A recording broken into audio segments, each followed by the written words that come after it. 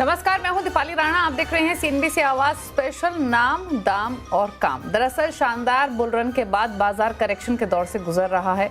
दूसरी तिमाही में कमजोर नतीजे और एफआईआईज की बिकवाली के चलते बाजार रिकॉर्ड हाई से करीब 10% फिसल चुका है। अब सवाल यह है कि गिरावट क्या और बढ़ेगी या फिर अब रिकवरी का फेज शुरू होगा। दिग्गज एक्सपर्ट और ब्रोकरेज हाउसेस की माने तो मार्केट में अब बिकवाली का दौर खत्म होगा और नई तेजी की तैयारी शुरू होगी। और अगर ऐसा सच में होता है तो ये फिर क्या खरीदारी का मौका है?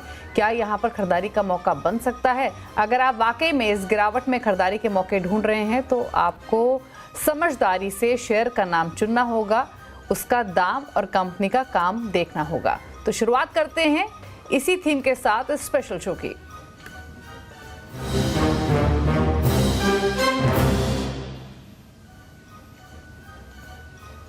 हमारे साथ इस खास शो में एसबीआई सिक्योरिटीज के सनी अग्रवाल, शेर खान बाय बीएनपी पारिबास के संजीव होटा और आनंद राठी शेयर्स के नरेंद्र सोलंकी बने हुए हैं।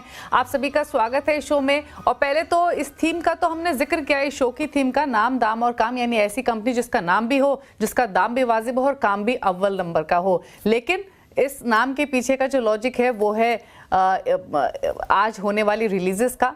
एक ऐसी पिक्चर जो कि 20 साल पुरानी है, री रिलीज हो रही है, अजय देवगन स्टारर। और उस समय भी इस पिक्चर का काफ़ी नाम हुआ था।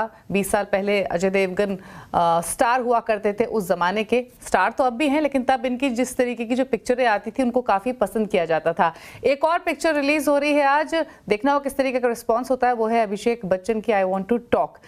ये भी काफ़ी इंटरेस्टिंग एक्सपेक्टेड है। लेकिन सवाल यह है कि नाम जैसी पिक्चर जो कि 20 साल बाद री रिलीज़ हो रही है, इसे कितने लोग देखना पसंद करेंगे? हमारे जो मेहमान मौजूद हैं वो कितने इंटरेस्टेड रहते हैं फ्राइडे रिलीजेस पर, ये भी जानने की कोशिश करते हैं। नरेंद्र जी के पास चलते हैं। नरेंद्र जी, नाम या फिर आई वांट टू टॉक, दोनों में से कोई देखना चाहेंगे? जी, मैं तो नाम पिक्चर पे प्रेफरेंस दूंगा डेफिनेटली। और आजकल डेफिनेटली ये दौर चल रहा है कि जो पुरानी जो पिक्चरें थी, जो 90s की 2000s की जो हिट्स थी, उनका री रिलीज का दौर चल रहा है। तो काफी अच्छी पिक्चरें हमने देखी भी हैं पिछले 4-5 हफ्तों में, और आगे भी काफी मूवीज इस तरीके की आ रही है। तो डेफिनेटली एक अच्छी शुरुआत है आज की जनरेशन को स्पेशली देखने के लिए कि किस टाइप की स्टोरीज और स्क्रीन प्ले हुआ करता था पहले की पिक्चरों में, और गाने हुआ करते थे जो कि काफी फेमस गाने उस दौर में हमने देखने को मिले। तो मेरा तो प्रेफरेंस नाम मूवी पे रहेगा। ओके। संजीव जी, आप 20 साल बाद रिलीज हो रही है नाम, आप देखना चाहेंगे इसे या फिर आई वांट टू टॉक? क्योंकि आई वांट टू टॉक भी अगर हम बाय नेम देखें या थीम देखें इस पिक्चर की तो लग तो इंटरेस्टिंग रही है। Good afternoon. देखिए, ये मूवी के बारे में ज्यादा जानता नहीं हूँ, तो देखते हैं क्या क्रिटिक्स बोलते हैं, क्या इसका आता है। जब एक बार अगर अच्छे रिव्यूज आ गए तो डेफिनेटली जाके देखेंगे, बट अभी पता नहीं है कैसी होगी। ओके, चलिए सनी का भी पूछ लेते हैं। सनी, आप देखना चाहेंगे दोनों में से कोई? एक्चुअली ड्यूरिंग दिस वीकेंड अब हम लोग की कंपनी की ऑफ साइड है, तो हो नहीं पाएगा मूवी जाना। तो मैं भी जब ओटीटी पे रिलीज होगी तब देखना पसंद करेंगे। ओके, वैसे ये सेफ स्ट्रैटेजी भी है कि पहले आप परफॉर्मेंस देखें पिक्चर की और उसके बाद ओटीटी पर देखें। पैसे भी कम खर्च होंगे और समय भी आपका बचेगा। अच्छे रिव्यूज़ देखने के बाद जैसे रिव्यूज़ है उसके बेसिस पे मूवी को देखना। और इसी तरीके की स्ट्रैटेजी स्टॉक इन्वेस्टमेंट में भी काम करती है कि जल्दबाजी ना करें निवेश करने में, पहले देखें किस तरीके का परफॉर्मेंस उस कंपनी की तरफ से आ रहा है और तब उसको अपने पोर्टफोलियो में जगह दे। बिल्कुल सही स्ट्रैटेजी, जैसे सनी और संजीव जी ने भी मेंशन किया। लेकिन अब शुरुआत करते हैं कि एग्जैक्टली यहाँ से अगर इन्वेस्टमेंट करनी हो तो कहाँ पर अपॉर्चुनिटीज़ दिखाई दे रही है। नरेंद्र जी, पहले तो एक क्विक आउटलुक मार्केट्स पर। इनफैक्ट हाल फिलहाल में जो भी चर्चा हमारी तमाम गेस्ट से हुई है, सबका मानना यही है कि शायद यहाँ से बहुत डाउनसाइड नहीं है, थोड़ा बहुत मार्केट और नीचे आ सकता है, लेकिन अगले 3 से 6 महीने जो हो सकते हैं वो पोर्टफोलियो बिल्डिंग के रह सकते हैं। आपकी राय क्या है? जी, डेफिनेटली अगर आप देखें तो सारे जो बड़े इवेंट्स थे, रिजल्ट्स हो गया, इलेक्शंस हो गए, वो भी ऑलमोस्ट निकल चुके हैं। बस एक जियोपॉलिटिकल थोड़ा सा रिस्क है जिसके कारण वॉलेटिलिटी हो सकती है। अदरवाइज यहाँ पे देखें तो मार्केट्स ऑलमोस्ट सब कुछ डिस्काउंट कर चुका है। और उसके बाद जिस हिसाब से करेक्शन भी आया है 11% के आसपास निफ्टी में, और बाकी जो स्टॉक्स हैं वो 20 से 30% के आसपास गिरे हैं, तो वैल्यूएशंस भी अट्रैक्टिव जोन में डेफिनेटली आ चुकी है। और यहाँ से जो अर्निंग्स ग्रोथ है वहाँ पे पिकअप होने का ही गुंजाइश है। और खासकर जो इंडिया सेंट्रिक बिजनेसेस हैं, चाहे मैन्युफैक्चरिंग के अंदर हो, कैपिटल गुड्स हो, तो इन्वेस्टमेंट्स जो गवर्नमेंट का कर रही है वो भी फिलहाल अभी तक इस ईयर में इतना सबड्यूड रहा है, लेकिन आगे जाके वो डेफिनेटली काफी तेज गति से पिकअप करेगा, तो काफी अच्छी ग्रोथ रिबाउंड होने की हमारी आशा है। तो ये डेफिनेटली नेक्स्ट जो 2-3 मंथ्स है, ये एक स्टॉक पिकिंग जोन है। यहाँ पे आप लॉन्ग टर्म के लिए अपना स्टॉक पिक करके पोर्टफोलियो डेफिनेटली बना सकते हम्म आपका कंफर्ट कहाँ है संजीव? अभी अगर हम सेक्टर स्पेसिफिक देखें तो जहां पर वैल्यूएशन कंफर्ट दिख रहा है। जी, जहाँ वैल्यूएशन कंफर्ट है वहाँ पे बैंकिंग एक सेक्टर है, मुझे लगता है कि अभी भी बहुत ही कंफर्ट जोन में है। और इंश्योरेंस एक सेक्टर है जहाँ पे अच्छे अर्निंग विजिबिलिटी आने की संभावना है। और उसके अलावा मुझे लगता है कि रियलिटी सेक्टर, ऑटो एंसिलरीज, ये सब अच्छे सेक्टर है जहाँ पे वैल्यूएशन अभी भी इतने एस्ट्रोनॉमिकल लेवल पे है नहीं। और जहाँ पे अर्निंग विजिबिलिटी है, मुझे लग रहा है वो प्रीमियम पे ही ट्रेड करेंगे। तो मुझे स्टॉक स्पेसिफिक रहना है। और सेक्टर स्पेसिफिक बोला जाए तो banking, insurance, autos, reality and some pocket of industrial पसंद है हमको। सनी, अगर एक सेंस लेना चाहें तो मैक्सिमम रिस्क डाउनसाइड में कितना आपको दिख रहा है परसेंटेज टर्म्स में? 3-4-5% कितना मार्केट मैक्स अगर नीचे है तो आ सकते हैं आपके अंडरस्टैंडिंग के मुकाबले? और आपको वैल्यूएशन कंफर्ट या फिर इन्वेस्टमेंट कंफर्ट किन किन पॉकेट्स में दिखाई दे रहा है? ये डेफिनेटली अगर हम निफ्टी की बात करें तो कहीं ना कहीं वैल्यूएशन अब कंफर्ट बैंड में है, close to 20 time price to earning multiple पर हम ट्रेड कर रहे हैं। और इंडिविजुअल अगर मैं सेक्टर की बात करूं तो जैसे संजीव जी ने कहा कि बेसिकली जो बैंकिंग सेक्टर है वहाँ वैल्यूएशन काफी कंफर्टेबल है। एट द सेम टाइम अगर मैं ग्रोथ की बात करता हूँ तो होटल सेक्टर, कंज्यूमर डिस्क्रिशनरी जैसे ज्वेलरी, वहाँ हमें लगता है कि अभी भी जो ग्रोथ मोमेंटम है बरकरार रहेगा। आई थिंक मार्केट की जो बॉटम है मैं उसे जज नहीं करना चाहूंगा, रादर देन मैं स्टॉक स्पेसिफिक एक्शन लेना चाहूंगा, क्योंकि मुझे लगता है कि मार्केट में एक जो बेस फॉर्मेशन है वो ऑलरेडी अब पिछले एक सप्ताह से चल रहा था। तो अब यहाँ से जो स्टॉक स्पेसिफिक एक्शन है, जो कंपनीज में अच्छे नतीजे आएंगे, आउटलुक अच्छी है, वो सब वहाँ मुझे लगता है कि एक्शन बना रहेगा मार्केट में। ओके, तो चलिए, मौका है खरीदारी का, slowly and gradually portfolio build up करने का। यही व्यू है हमारे तीनों गेस्ट का। और चलिए अब इन्हीं की मदद से आपका पोर्टफोलियो बनाने की कोशिश करते हैं। 3 सिलेक्टेड पिक्स हमारे तीनों एक्सपर्ट से पूछते हैं और इन 9 स्टॉक्स में से आप चुनकर अपने पोर्टफोलियो में जगह दे सकते हैं। शुरुआत करते हैं नरेंद्र जी के साथ। नरेंद्र जी बताइए, पहला इन्वेस्टमेंट आइडिया आपकी तरफ से क्या रहेगा? क्या इन्वेस्टमेंट राशनल है? जी, सबसे पहला हमारा लार्ज कैप आइडिया है और कंपनी का नाम ही Power Grid Corporation of India Limited है। और ये कंपनी ने भी बहुत नाम कमाया है। लीडिंग ट्रांसमिशन कंपनी है जो कि ग्लोबली रिकॉग्नाइज्ड है इंडिया वर्ल्ड के अंदर। और कंपनी जो ऑपरेट करती है वो extra high voltage transmission line ACM DC के अंदर ऑपरेट करती है। और सबसे अहम बात, मार्केट की जो ग्रोथ है वो जो पहले 4 से 5% हुआ करती थी, वो अब हमने देखा है कि बढ़ के 6 से 7% की और जा रही है। और जिस हिसाब से पावर कंजम्पशन इंक्रीज हो रहा है और जिस हिसाब से नए सेक्टर्स उभर के आ रहे हैं, जिससे कि पावर की जो डिमांड है वो बहुत ही एग्रेसिव तरीके से ग्रो कर रही है, तो यहाँ पे जो केपेक्स कंपनी को रिक्वायर्ड है वो बहुत ही एग्रेसिव तरीके से करना होगा। और वही गवर्नमेंट का भी प्लान है। अगर आप नेशनल इलेक्ट्रिसिटी जो प्लान है वो नया वाला देखेंगे तो 1 लाख गीगावाट बाय 2030 जो करने चार्जिंग स्टेशन है ईवी के वो बनाने हैं।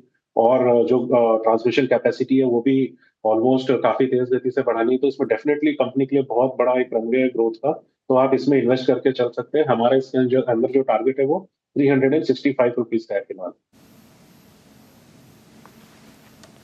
ठीक है, तो पावर ग्रिड पहला इन्वेस्टमेंट आइडिया नरेंद्र सोलंकी जी की तरफ से। खरीदारी की सलाह ये दे रहे हैं, इसे पोर्टफोलियो में जगह दे सकते हैं लंबी अवधि के हिसाब से।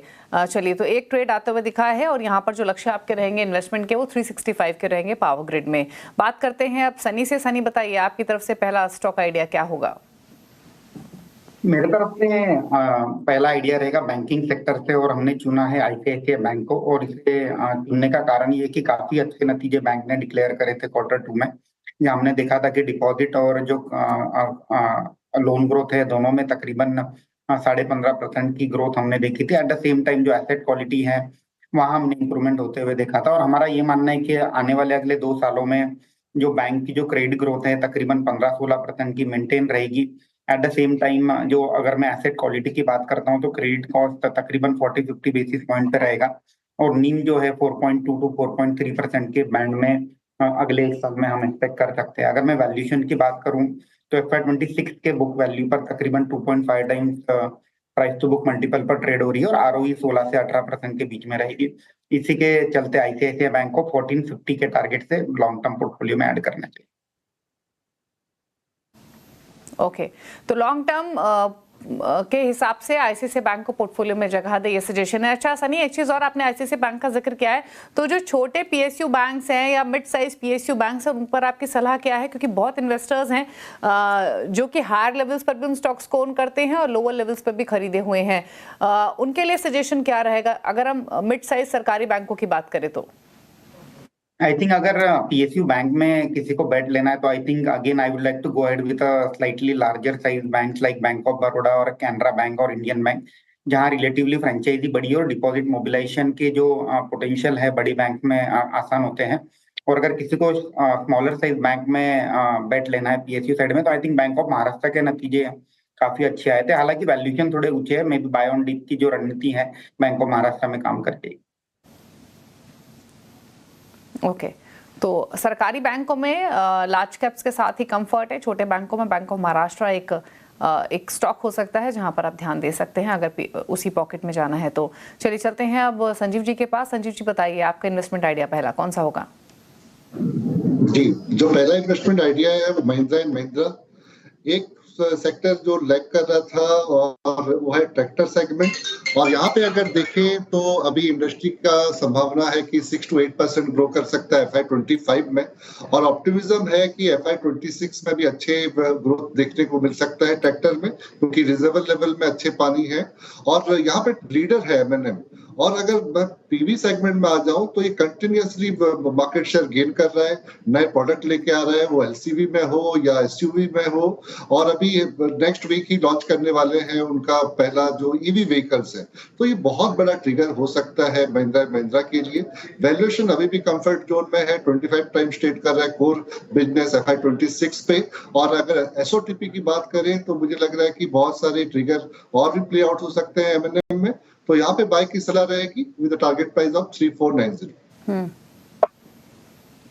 बिल्कुल, तो M&M फोकस में रहेगा। और जैसे संजीव जी ने मेंशन किया, अगले हफ्ते 26 नवंबर को चेन्नई में ये लॉन्च होना है।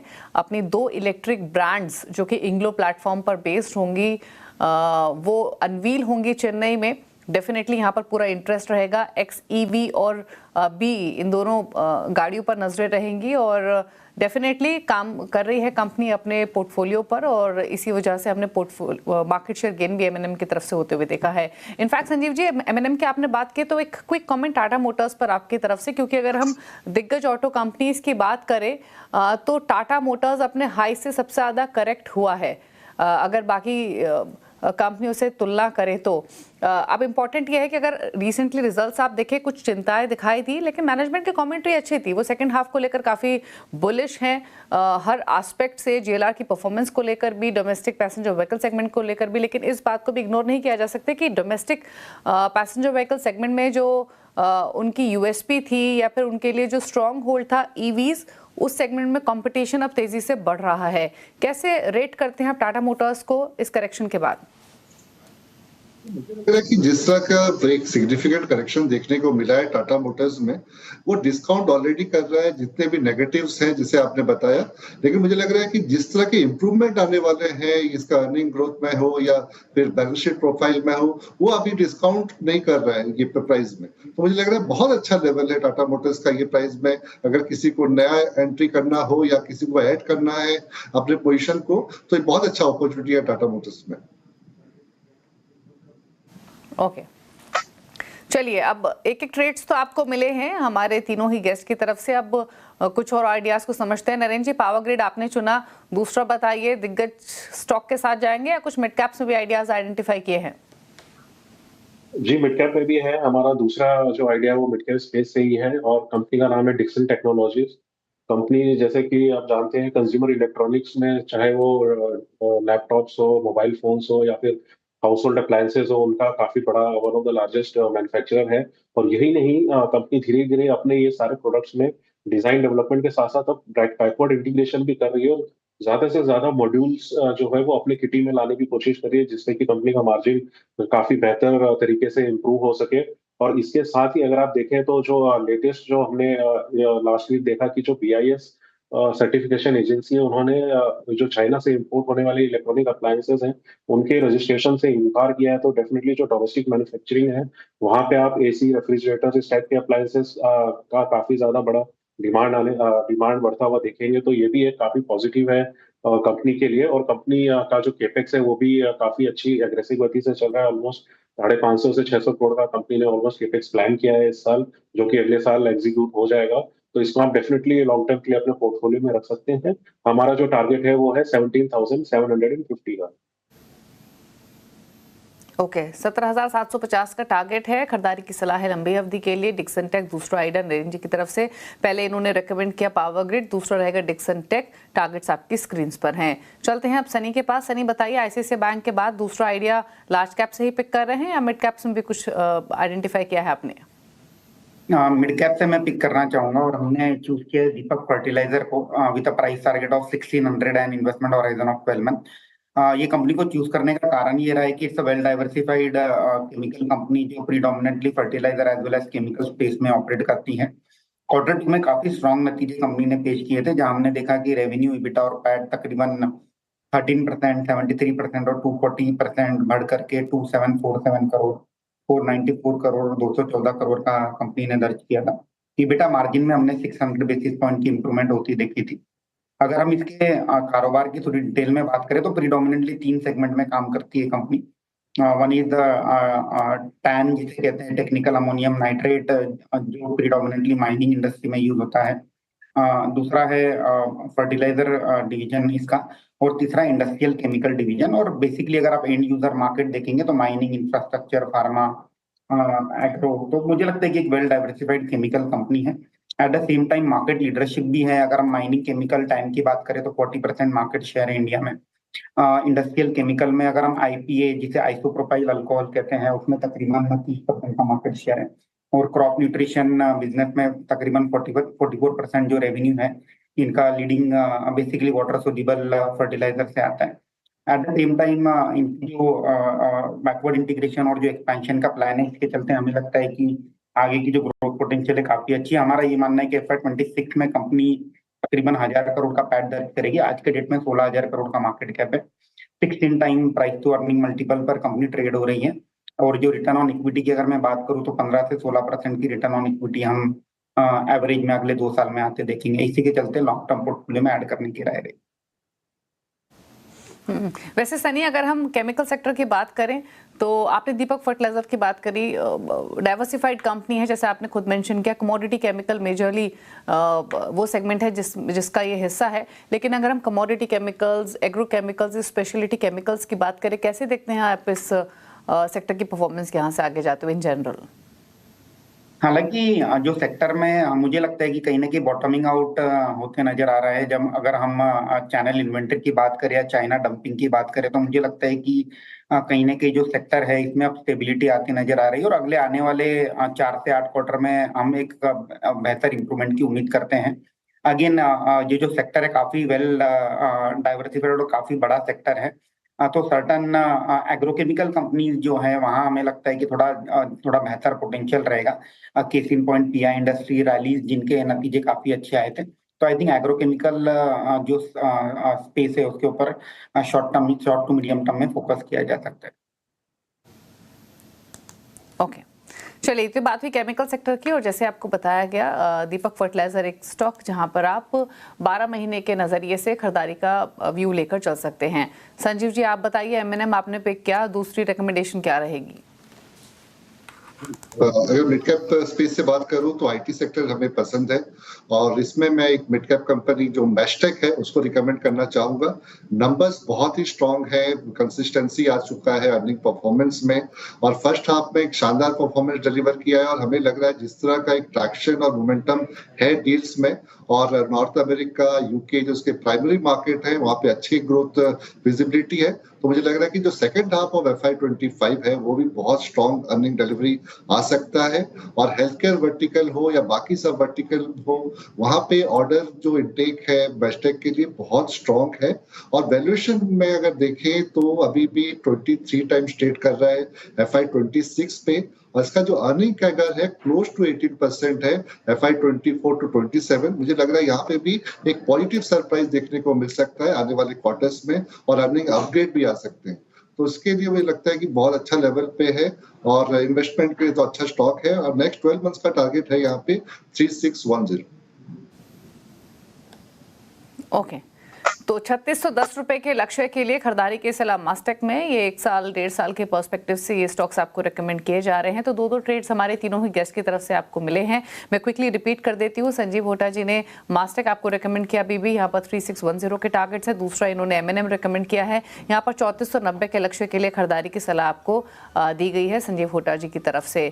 बात करते हैं अब नरेंद्र सोलंकी जी के पोर्टफोलियो की। इन्होंने 2 ट्रेड्स आपको फिलहाल रेकमेंड किए हैं। तो पावर ग्रिड, जहाँ पर 365 रुपए के लक्ष्य के लिए खरीदारी की सलाह इन्होंने दी है। दूसरा इन्होंने रेकमेंड किया है डिक्सन टेक, यहाँ पे 17,750 के लक्ष्य के लिए खरीदारी की सलाह आपको दी गई है। और सनी ने भी 2 ट्रेड्स आपको रेकमेंड किया है, ICICI बैंक और दीपक फर्टिलाइजर्स। एक ट्रेड बाकी है हमारे तीनों ही एक्सपर्ट्स की तरफ से। रुक रहे हैं एक ब्रेक के लिए, लौटेंगे तो जानते हैं उनसे एक और इन्वेस्टमेंट आइडिया पोर्टफोलियो बिल्डिंग के लिए। जल्द वापस आते हैं ब्रेक के बाद। आप देख रहे हैं CNBC आवाज स्पेशल, नाम दाम और काम। हमारे साथ SBI सिक्योरिटीज के सनी अग्रवाल, शेयर खंड में BNP पारिबास के संजीव होटा और आनंद रट्टी शेयर्स के नरेंद्र सोलंकी बने हुए हैं। आप सभी का स्वागत है एक बार फिर से। और हम बात कर रहे हैं इन्वेस्टमेंट आइडियाज की, उन ऐसी कंपनियों की जिनका नाम तो है ही लेकिन उनका दाम भी वाजिब है और काम भी अव्वल दर्जे का है। 2 आइडियाज हमारे तीनों ही मेहमानों ने आपको दिए हैं। एक आइडिया और उनसे पूछ लेते हैं कि कहाँ पर इन्वेस्टमेंट उनको दिखाई दे रही है, कहाँ इन्वेस्टमेंट कंफर्ट मिल रहा है। चलते हैं सीधे नरेंद्र जी के पास। नरेंद्र जी बताइए, आपने 2 आइडियाज तो दिए, तीसरी रिकमेंडेशन क्या रहेगी? जी, तीसरा जो हमारा आइडिया है वो स्मॉल कैप स्पेस से है और कंपनी का नाम है Tejas Networks Limited. Company wireless and telecom equipment provide करती है, नेटवर्किंग इक्विपमेंट प्रोवाइड करती है। और कंपनी के अगर आप ऑर्डर बुक देखें तो लगभग 5,000 करोड़ की कंपनी की ऑर्डर बुक है। और कंपनी की जो परफॉर्मेंस है वो बहुत ही अच्छी रही है। इवन जो लेटेस्ट रिजल्ट्स आए थे वो भी बहुत बेहतरीन आए थे। मार्जिन्स में भी काफी अच्छा इंप्रूवमेंट दिखाया कंपनी ने। और कंपनी को भारत स्टेज 3 के जो नेटवर्क है इम्प्लीमेंटेशन के भी ऑर्डर्स हैं। और BSNL का जो 4G 5G रैंपअप जो अभी फिलहाल एग्जीक्यूशन स्टेज में है, वहाँ पे कंपनी एक काफी बड़ा प्लेयर है जो कि BSNL को मदद कर रहा है 4G रैंपअप करने में और नेटवर्क टावर्स इंस्टॉल करने में। इसके साथ ही इंडियन रेलवेज के जो कवच का जो सिस्टम है उसमें भी कंपनी एक काफी बड़ी अहम भूमिका निभा सकती है। और रिसेंटली PTN और WDDM में भी एक प्राइवेट टेल्को से कंपनी को ऑर्डर्स मिले हैं। तो डेफिनेटली जो कंपनी के आगे जो ग्रोथ स्टोरी है वो बहुत ही बेहतरीन है। और बिकॉज बेस लो है तो यहाँ पे आपको थोड़ा सा PE थोड़ा महंगा दिख सकता है, लेकिन जो प्रॉफिट पैट का जो ग्रोथ है वो ऑलमोस्ट 80-90% के आसपास कंपनी क्वार्टरली ग्रोथ दिखा रही है। तो इसमें डेफिनेटली आप बाय करके चल सकते हैं। हमारा जो इसमें फिलहाल टारगेट प्राइस है वो है 1650 रुपए का। ओके, 1650 के लक्ष्य हैं तेजस नेटवर्क में। ऑलरेडी हालांकि पिछले 2-3 सालों में काफी स्मार्ट रन अप स्टॉक में रहा है, लेकिन अभी भी खरीदारी के अपॉर्चुनिटीज दिखाई दे रही है। 1650 के लाइकली टारगेट्स के लिए 1 साल के पर्सपेक्टिव से आप इस स्टॉक को खरीद सकते हैं। चलते हैं अब सनी के पास। सनी बताइए, तीसरा आइडिया आपकी तरफ से। तीसरा आइडिया मेरे तरफ से रहेगा Aditya Birla Sun Life AMC limited with a price target of 1050 and investment horizon of 12 month. Basically हम कंपनी के कारोबार की बात करें तो one of the leading asset management company है। अगर हम सितंबर एंडिंग क्वार्टर की बात करते हैं तो इनका जो AUM है 3.8 ट्रिलियन रुपीस का है और मार्केट शेयर 6.5% का है।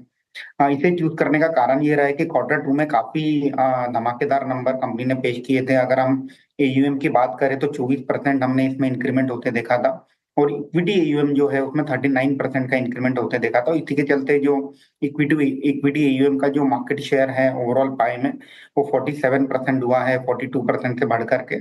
SIP इनफ्लो भी हमने देखा है 47% ऊपर रहा था सितंबर क्वार्टर में।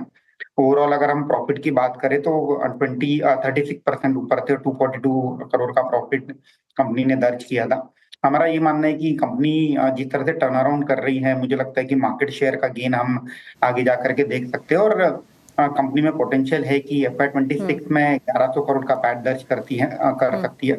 22 time price to earning multiple पर मिल रही है, पोर्टफोलियो में ऐड किया जा सकता है। ओके, सर्वे की कमी है। संजीव जी, संक्षेप में आपका तीसरा आइडिया क्या रहेगा? जी, इंडियन होटल्स हमें अच्छा लगता है। कंपनी अभी एनालिस्ट मीट में बहुत ही प्रॉमिसिंग आउटलुक देखती है। बाय 2030 रेवेन्यू डबल हो जाएगा, जो प्रॉपर्टी है वो डबल हो जाएगा, 700 होटल्स हो जाएंगे बाय 2030। मार्जिन्स और रिटर्न रेशियो वो इम्प्रूव होंगे और ऑलमोस्ट डिविडेंड पे आउट जो होगा 20 to 40% ऑफ पैट होगा, डिस्पाइट की 5000 करोड़ का कैपेक्स करने वाली है कंपनी। तो ये एक एफ्लुएंट इंडियन हो या फिर per capita income growth story हो इंडिया का, बेटर एक स्टोरी है इंडियन होटल्स। तो यहाँ पे बाय की सलाह रहेगी with target price of 910। Okay, चलिए, तो तीन आइडियाज तीनों गेस्ट की तरफ से आपको मिले हैं। क्विकली रिकैप आपके सामने लेकर आते हैं। अगर आपने कोई स्टॉक मिस किया है तो नोट कर लीजिए फटाफट से। पहले लेकर आते हैं संजीव जी का पोर्टफोलियो ही। 3 स्टॉक्स इन्होंने रेकमेंड किए हैं, मास्टेक, इंडियन होटल और M&M। 1 साल के हिसाब से खरीदारी करके आप चल सकते हैं इन स्टॉक्स में। नरेंद्र सोलंकी जी ने जो 3 स्टॉक्स बताए उसमें पावर ग्रिड, डिक्सन टेक, तेजस नेटवर्क है और सनी अग्रवाल की चॉइसेस हैं ICICI बैंक, दीपक फर्टिलाइजर्स और आदित्य बिरला सन लाइफ AMC। तो ये रहे 9 बेहतरीन इन्वेस्टमेंट आइडियाज अगले 1 साल के हिसाब से। शुक्रिया आप तीनों के ही शो में आने के लिए और अपनी चॉइसेस बताने के लिए, इन्वेस्टमेंट पर्सपेक्टिव से हमारे व्यूअर्स की हेल्प करने के लिए। इसी के साथ स्पेशल शो में तो इतना ही। ब्रेकफास्ट पर भी खबरें जारी है CNBC आवाज पर। नमस्कार।